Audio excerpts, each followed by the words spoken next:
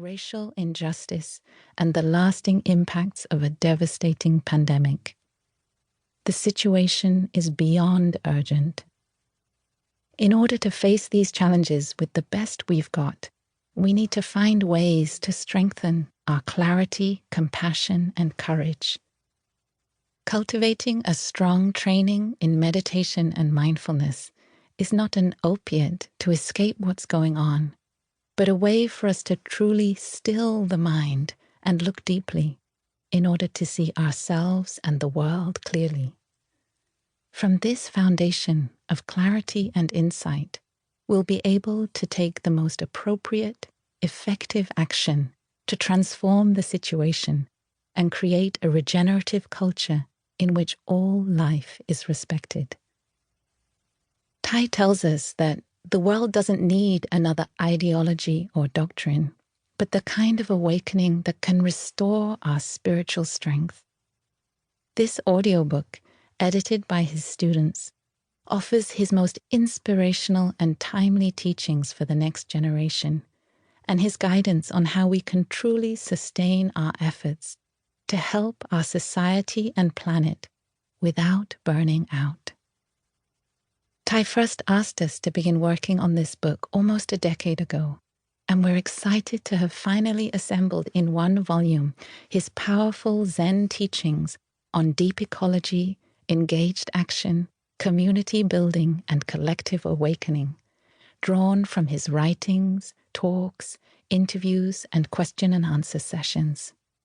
Thay gives voice to a very practical, everyday ethic that can guide our decisions and actions, transform the everyday habits that hold us back, and help us touch joy and meaning right in the heart of each moment.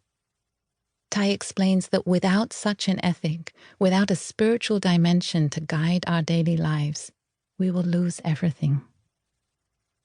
Before Thay suffered a major stroke in 2014, many of us who lived and trained with him had a chance to experience his guidance directly. He nurtured and challenged us, encouraged and sometimes scolded us. He was tender as a grandfather, fierce as a warrior.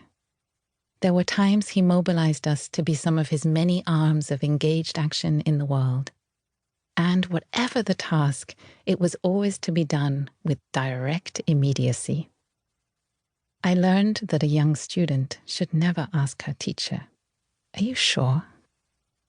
In true Zen style, there were moments when Thay declared, "Don't just do something, sit there."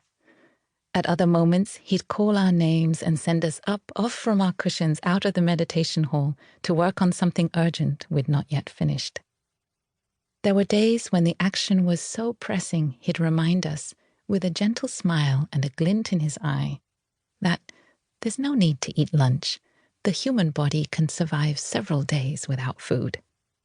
And there were yet other days when, seeing us working so hard we'd forgotten to eat, he quietly went into the kitchen himself to prepare us hot soup for dinner.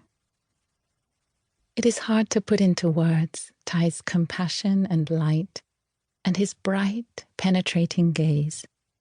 It's hard to express his gentleness and warmth.